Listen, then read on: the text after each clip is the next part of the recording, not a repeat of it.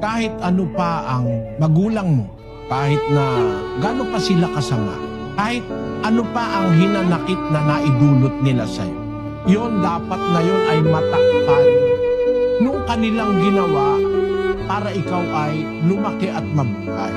Kasangkapan sila ng Diyos para sa atin. Magagalit sa iyo ang Diyos pag hindi ka marunong kumilala ng utang na loob sa magulang. Ang anak, mayroon tayong utang na loob sa ating mga magulang.